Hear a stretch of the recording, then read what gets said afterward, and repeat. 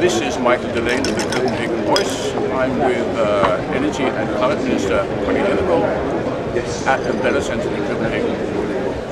How do you see the shares of energy supply in 10 and 20 years' time of oil and gas, biomass, wind and wave energy, coal and nuclear? How I see it in the chain of supply in worldwide, or? Yes. Well, I think that 20-30 years from now we will have a much stronger component of renewables. But of course, due to the growth in world economy, we will still have a huge component also of fossil fuels, and that's why the most important thing is also to focus on much more intelligent, smart solutions, energy efficient solutions. And I think that we, with the technology that we have already today, can come quite some significant steps in the right direction. Public buildings are badly insulated energy wasters. Should the public sector take a lead in showing the rest of us how to do it, what we should do? Yeah, I think so. We are now energy labeling all public buildings in Denmark. They have a deadline for next summer, 1st of July.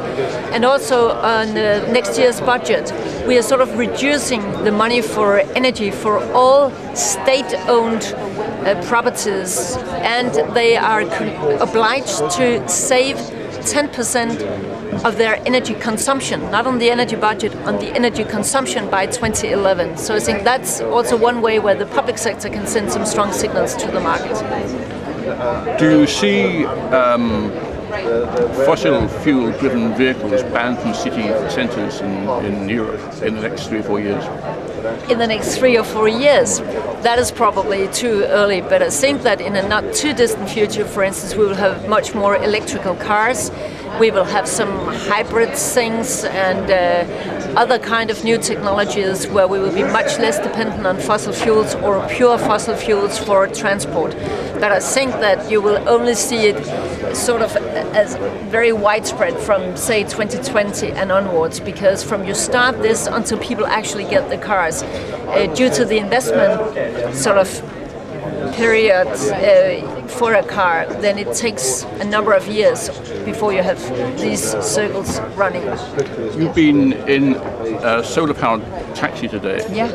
Is that something you would introduce in Denmark very soon? Probably not right now. This was, to say the least, sort of a pilot project, but I think that there are interesting aspects in this kind of alternatives as well.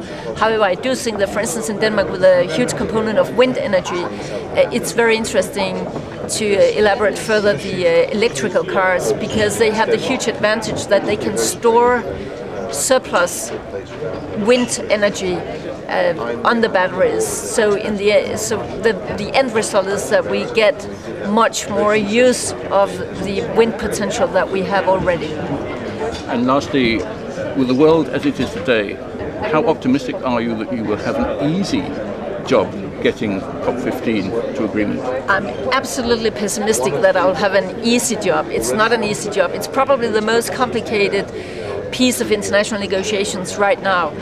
On the other hand, the Danish government is not doing this alone. We are sort of hosting it. It's on these premises, but it is the rest of the world, all 192 member states of the UN, who last December promised one another that Copenhagen 2009 should be the deadline. So it's not just something that Denmark is responsible for. All the countries in the world have set this deadline, and they should stick to that deadline.